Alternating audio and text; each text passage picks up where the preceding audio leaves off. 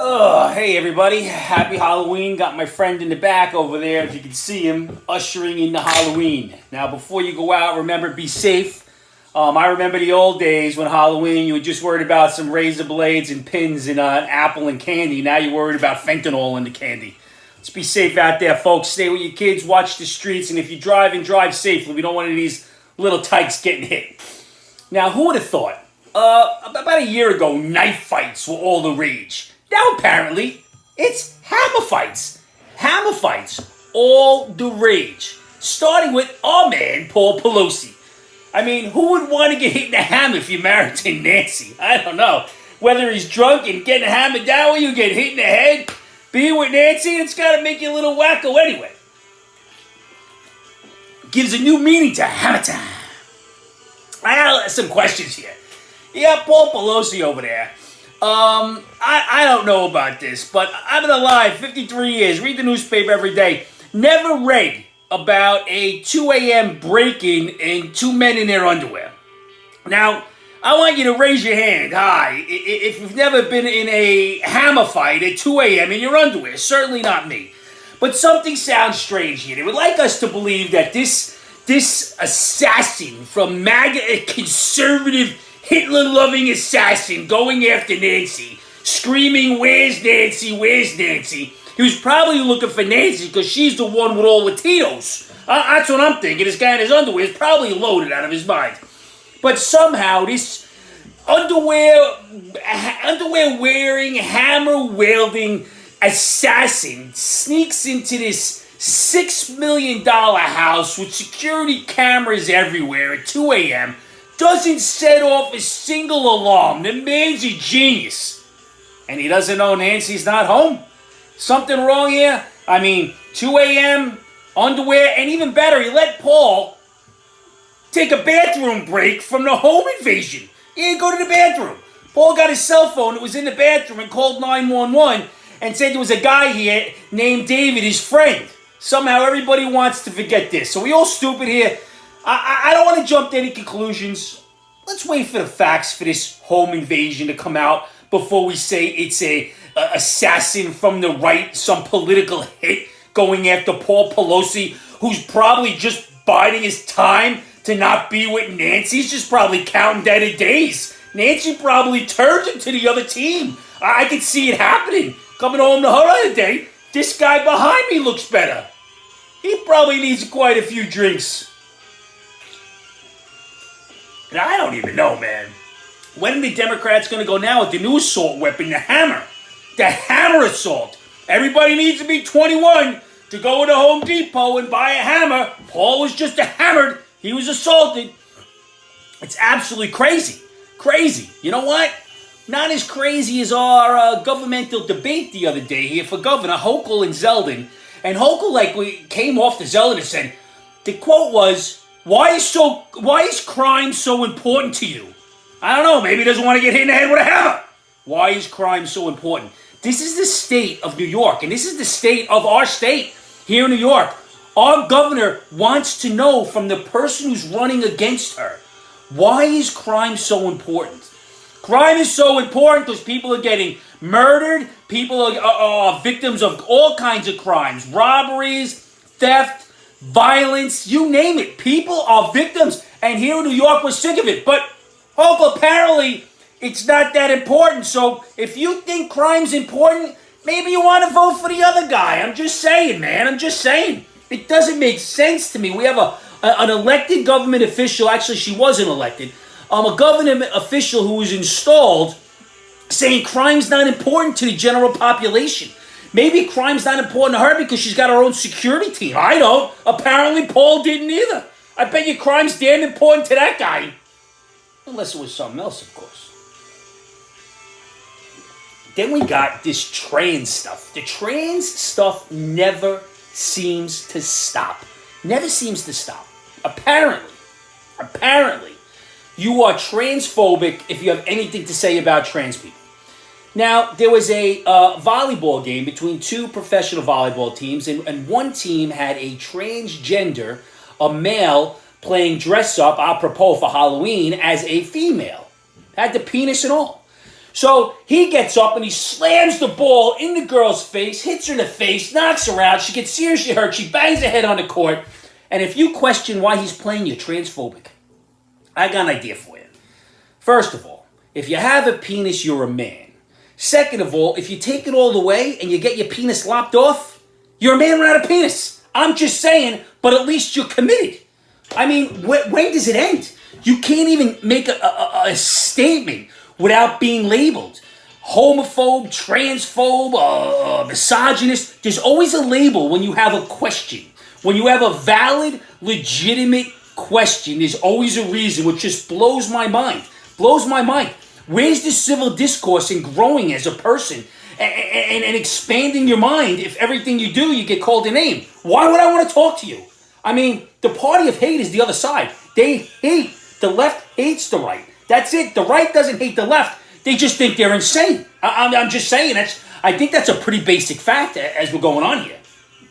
And then we have Joe, our top transgender guy in chief, is looking to nominate a transgender person to make it normal that a person has a bulge. A trans bulge is normal. No, it's not normal. It's called a penis and it belongs on a man. Once again, I'm just saying, believe this science. The science nobody wants to believe in. It continues to go crazy. You know, there was a study with the Marines saying that the Marines need more transgender drill sergeants. For what? The ones they have going on right now seem to be doing a great job. What do you need transgenders for? I don't know, man.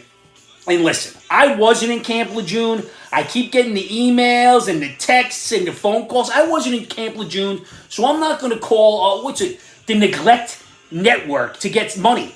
But if you were in Camp Lejeune, and I have a couple of friends who are down there, call and get the money you deserve. Because if they mess with you, get it. But it's not me. Stop trying to contact me now. I'm sorry. I digress.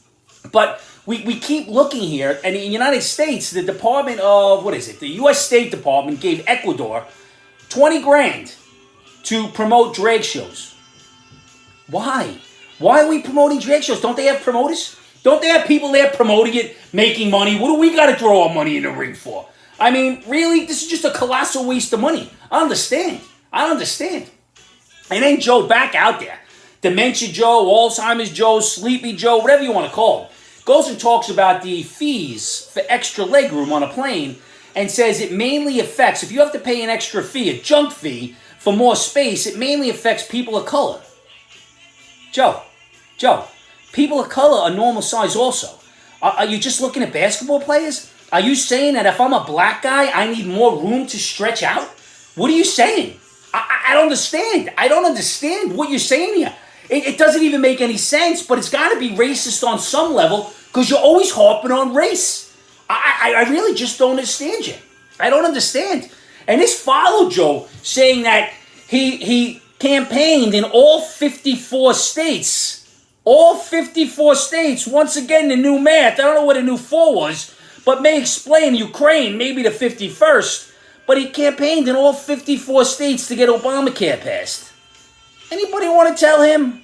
Not 54, maybe 50. But then it goes back to those 2 words to tell you. Made in America. I don't know. Those are 3 words, Joe. Joe works the new math like nobody's business. Doesn't make any sense to me.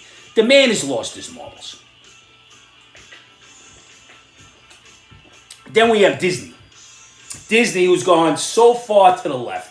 Not to offend anybody, to get everybody included. Everybody's got to have a person of color. Everybody's got to have a gay guy, a transgender. Now it's the morbidly obese. They created a new show with a character who's a ballerina who is morbidly obese. And they say that she has body image issues. No, it's eating issues. Why are we promoting morbid obesity? It's not normal. It is not normal. You are going to get people killed. Obesity leads to health issues, which leads to heart issues, which is the #1 killer here in America. Our children are getting fat. Look around. They're at a park playing fat. They're eating fast food, getting fat. Every snack is fattening. Kids don't play anymore. They sit on their iPads. They sit on their electronics. They're not out running around. The days of the skinny kids are over. They're all morbidly obese. And we're going to play into it because we don't want to hurt anybody's feelings. How about we get into a body image where she's trying to make herself be better and not just that ballet? You're sending the wrong message, Disney. You're sending the wrong message. It's a hurtful message to the young people in our country. Why don't we just do the whole thing in McDonald's parking lot? It'd be much better like that. Now, I've asked this before, but why is it okay? More furor came over about these Black Lives Matter and White Lives Matter t-shirts. So, from what I understand, me as an angry white guy, it's okay for me to wear a Black Lives Matter shirt. But it's not okay for a person of color, a black person specifically, to wear a White Lives Matter shirt. I don't understand, because my white life does matter, as do my kids, as does my family, as does every black matter, every Indian, everybody matters. I need to stop the nonsense.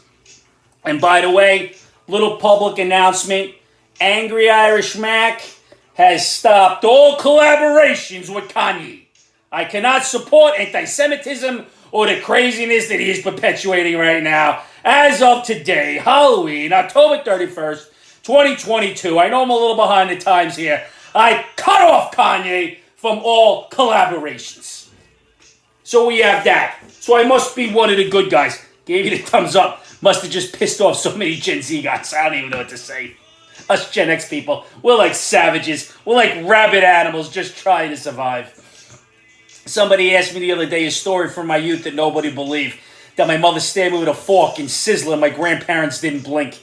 True story, man.